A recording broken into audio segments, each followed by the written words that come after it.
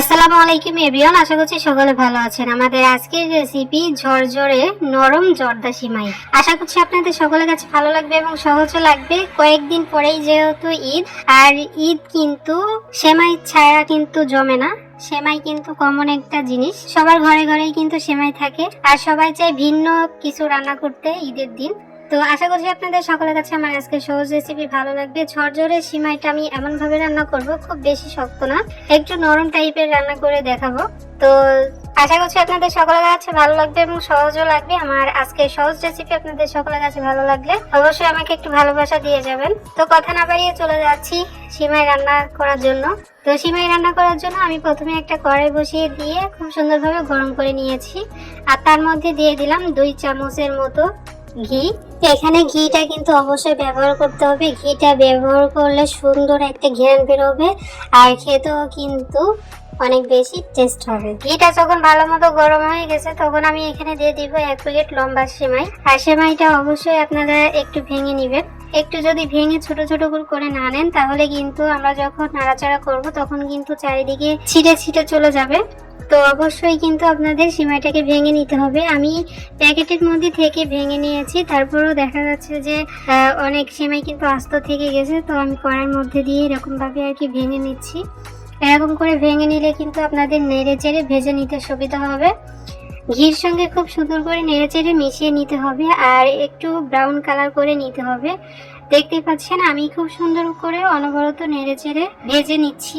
আর এখানে কিন্তু জালটা অবশ্যই কম রেখে তারপরে আপনাদের কাজটা করতে হবে। আর সিমাইটা নাড়াচাড়া কিন্তু একেবারেই বন্ধ করা যাবে না, তাহলে কিন্তু নিচ থেকে ধরে পড়ে যাবে, তাহলে তিতো লাগবে আর খেতে কিন্তু মোটেও ভালো লাগবে না। ঠিক আছে, তো আমার সিমাইটা ভাজা হয়ে গেছে দেখতে পাচ্ছেন। আমি চুলোটা এই পর্যায়ে একদম বন্ধ করে দিয়েছি। বন্ধ করে আবারও কিছুক্ষণ একটু নেড়ে চেড়ে নিব।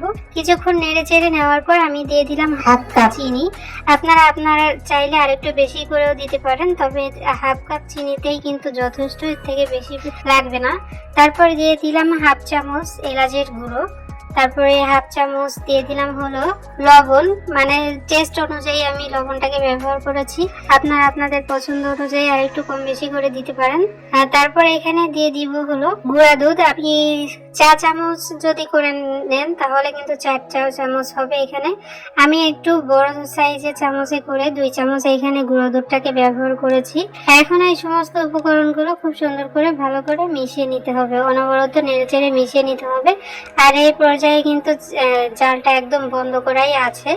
শুকনো উপকরণগুলো যখন ভালো করে মেশানো হয়ে গেছে তখন এখানে আমি কিছু কিশমিশ আর হলো কিছু কাঠবাদাম কুচি করে রেখেছিলাম, সেগুলো আমি এখানে দিয়ে দিলাম। আপনারা চাইলে কাজু বাদামটাও কিন্তু ব্যবহার করতে পারেন। তো আমাদের সমস্ত উপকরণগুলো খুব সুন্দর করে নেড়ে চেড়ে নিতে হবে। কাঠবাদাম এবং কিশমিশ দেওয়ার পর আবারও খুব সুন্দর করে আমি নেড়ে চেড়ে নিব। নেড়ে চেড়ে নেওয়ার পর আমি এই পর্যায়ে চুলাটা ধরিয়ে দিয়ে আবারও খুব সুন্দর করে একটু নেড়ে চেড়ে নিব। জাল মানে সবকিছু যখন আবারও একটু ভালো মতো গরম হয়ে যাবে তখন আমি এখানে দিয়ে দিব দুধ। আর আমি মেজারমেন্ট কাপ দিয়ে মেপে 1 কাপ লিকুইড দুধ নিয়েছি, আর দুধটা কিন্তু আগে থেকেই জাল করে রাখা দুধ। আর আমি এখানে 1 কাপ দুধ নেওয়ার পর আমি 1 কাপ দুধ আমি অল্প অল্প করে দিব, একটু পর পর দিব। তো আমি ধাপে ধাপে 3-4 বার করে দিয়েছি। আর আপনারাও কিন্তু এরকম অল্প অল্প দুধ ব্যবহার করবেন, আপনারা একেবারেই কিন্তু দুধটাকে ব্যবহার করতে যাবেন না।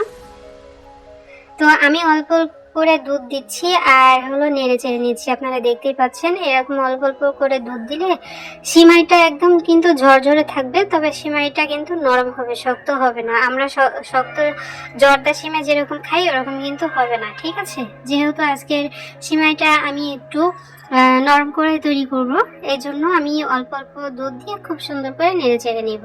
তো আমাদের এখানে 1 কাপ দুধেই কিন্তু যথেষ্ট, এর থেকে বেশি কিন্তু লাগবে না। ঠিক আছে, তো আমি খুব সুন্দর করে দেখতে পাচ্ছেন আমাদের সিমাইটা কিন্তু হয়ে গেছে, আর ঝরঝরেও কিন্তু হয়ে গেছে।